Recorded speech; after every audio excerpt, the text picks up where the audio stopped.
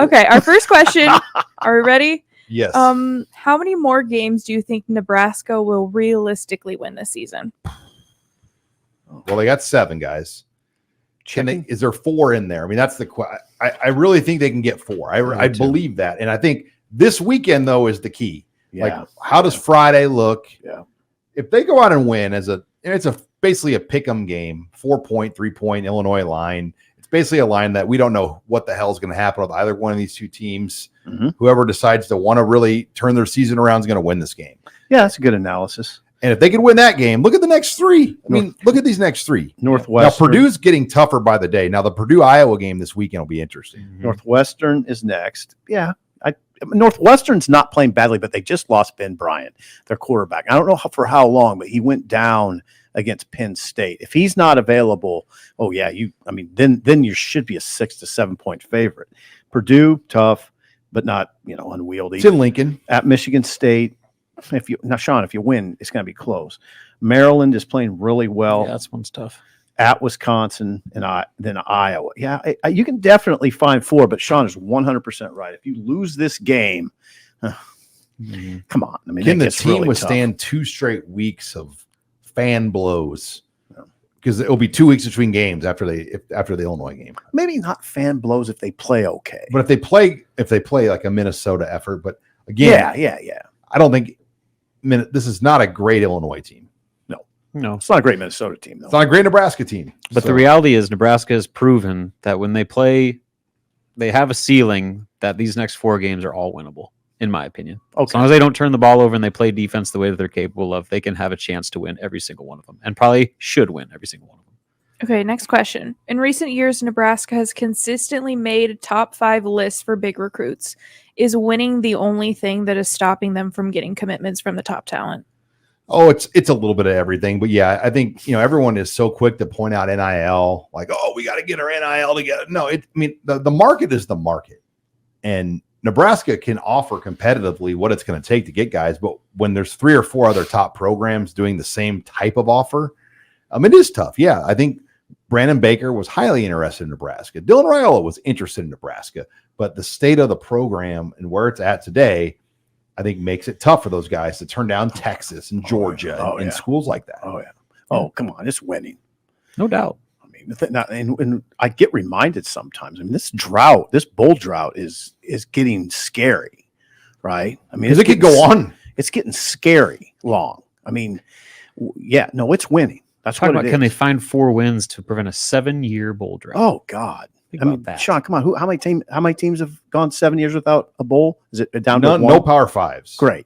That's one. I mean, you're going pre-Devaney. I mean, about. Pre-Devaney, before Devaney got here, they only played in 2 bowl games in history: a Rose Bowl and then an Orange Bowl, and that's it. Mm-hmm. And then Devaney obviously got them rolling to a bowl almost every year. Then Osborne was every year, and so to be at that point again, you're right. I mean, you're talking about a place where Nebraska hasn't been since like the 50s. Right. So there you go, Rabbi. Keep Next going. question. Okay. What are your thoughts on the O-line protection, and who do you think has improved the most since this season started? I mean, Ben Hart, I think he had a rough game last week, but I think he's improved. A lot of it, again, is if they could run the ball, those guys become better pass blockers because then the threat of the play action's there. When they can't run the ball and they're predictable, the line's going to be what it is. We know what this line is because we've been watching the same line since 2020. It's the same guys. Pretty much. Go ahead, Rob. Yeah, I mean, like Sean said, the pass protection and obvious passing situations has been bad. The run blocking outside of the Michigan game has been pretty good. They were averaging over 200 yards a game going into that. Right. And that's hard to knock that. Right. And then his biggest improvement is, no question, Ben Hart. Like, he was grading out as one of the worst tackles in college football, and now he's one of the strengths of that unit. So, yeah, easy answer there. Interesting, on Saturday against Michigan, they didn't rotate Newely out. Lutovsky. Yeah, they didn't play Lutovsky at all. He struggled. Yeah, that's one thing. I'd say Ben Hart's the most improved. And you don't want this conversation to be colored too much by the Michigan game because they had played pretty well in the last couple games against, insufficient. I mean, foes that weren't very good. Next There you question. go. Keep Okay, going. this is one of my favorite questions, but I'm a little biased here. Is Harper Murray Nebraska's best athlete on campus at their respective sport? If not, who's the most athletic? Good question. With best athlete or best player? Athletic. Just like the highest Athletic. profile. The best top. athlete, yeah. Best Jordine Ball. athlete. Jordan. I'm kidding. No, but she is highly athletic. I would say Jordan Ball. You're right. I mean, Yeah. I would probably peg her because she's a national champion. right. Pitcher. All-American. She's the best Two-time All-American. pitcher. You got Olympic gold medalists in track. If we're gonna go that route, Who is that? I don't remember their names. Are we counting like Jim No. Hartung still? We're campus talking about right right now. Current. We're talking about right now. Currently. Yeah. No, I'm not talking about Merlene Oddie at this point. This is current. Who's the current gold medal athlete They did this the outdoor this summer. They had guys win gold. that are I don't know. We still better here? Who's that? They put it out. I don't, I don't have it okay, Rob. available. I just remember know seeing the what tweets. sport. I don't know. The throwers. They had at least 2 throwers. Okay. Oh, they weren't. I mean, it wasn't an Olympic year. Well, whatever. Yeah, I don't know who that International competition. is. Okay. Okay. But they that's weren't fine. NCAA champions, were they? I don't No, know, Sean. Sean, I don't I'm have gonna- this Let's on the go with top of another it. name. I'm going to go I'll with bring this up Ball. later. Jordan Ball. Jordan Ball. What do you think, Abby, about Yeah, Harper? how about you? About Harper You have Murray? the best I mean, eval. I would say Jordy just because she's actually won a national championship too, actually, in her first 2 years of playing college ball. So, I mean, Harper's not at that point yet, and she's very good, but I don't know if she's the best at her position either on the team. I mean, she's really young. So, Think of the gold medals you have on campus now, though. You have Jim Hartung, Jordan Larson. I mean, there's some pretty accomplished coaches that were Pablo Morales. I mean, Yep. the swimming coach for the women's team. Yep. Was a gold medalist. I mean, there's Well, and I'd say Lori Sipple was a gold medalist. no relation. Yeah, no relation. I think They she had- was a gold medalist for Canada. Nebraska had 2 national champion javelin throwers. Okay. Keep going. Rima Otabor and Dash Sermon. You really They're national champions. They're national champs. How many of those are in this Yeah, no, university? you're Jordan Jeez. Ball. fair. Okay. All right. Fair. Final question. We need to talk about Okay. facial cream immediately. Go ahead. Go ahead. okay, our last one. So, you guys have met a lot of athletes and coaches. Has there been anyone that you've been really excited to meet or a little starstruck? And it doesn't have to be a Husker coach or player. I met Coach Prime, Oh, Deion Sanders. Deion Sanders, at the Army All-American Bowl one year because he was he was a guardian. Yeah, he was with Noel Devine, okay. and he walked through, and I just I interviewed him, and I was nervous. I mean, I'll bet. I Mm-hmm. kind of barged. I got an interview for him when I was with Rivals, but then Coach Nick Saban back in 2008 at the Senior Bowl, he was actually going after Sean Watson to be his OC, and Sean Watson turned him down. This was after Saban's first year at Alabama when they didn't go to a bowl game. They Okay. struggled. Okay. Whoops. And Watson turned that position down. I went to Greg McElway or McElwain or Jim McElwain. Sorry, Jim McElwain. instead of Sean Watson.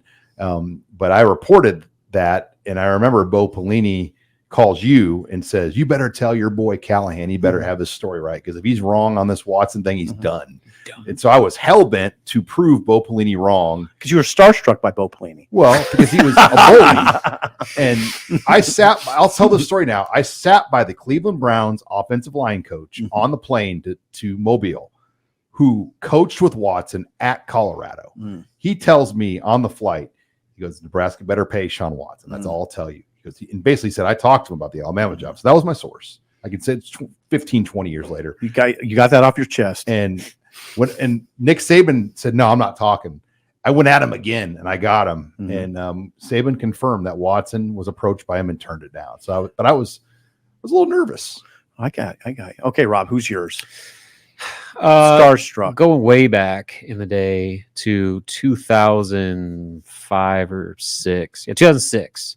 I was writing for, I believe I was still with the Daily Nebraskan, and Texas Tech came to the Devaney Center. Bob Knight. with Bob Knight. Bob Knight. And they pulled out a close win. Jarius Jackson had 41 points in a disappointing win for Nebraska. But I went and covered the Texas A&M, or sorry, the Texas Tech post game, and it was just in their locker room, and Yeah. Bob Knight just kind of sitting there, cross-armed, whatever, and like I was standing there right he's with an you. intimidating presence, is. especially like with media. And Yeah. I wanted to make sure that I didn't get like berated, and so Right. I threw this like softball question about Jarius Jackson, and he gave me a great answer. He's like really receptive to it, and that was my claim to fame. That's a I good did one. not get yelled at. By That's Bob I Knight. forgot about that. Yeah, those early Tech Bob Knight deals, and you Mhm. couldn't get close to him. Remember, like the media wanted to kind of get their mics up, and it was the rule. You had to give Bob Knight distance. He was. I mean, there was only like 4 or 5 of us around him, and Yeah, I was around him too. No, that was a good one. I wish I don't know if I've been terribly starstruck by anybody. Who was just cool to meet, like somebody Cool to meet. you watch Leon as a kid. Spinks was cool to me because I met him I ate with him at Village Inn. Some of coaches. Um, not retired boxers. I mean, I was a little intimidated by Urban Meyer because I respected him so much. When did you interview That- Urban? At Big Ten Media Days. Oh, okay. It was that type of deal. And I was still kind of nervous I don't know why I was nervous to ask him a question just because of what he'd done, I suppose.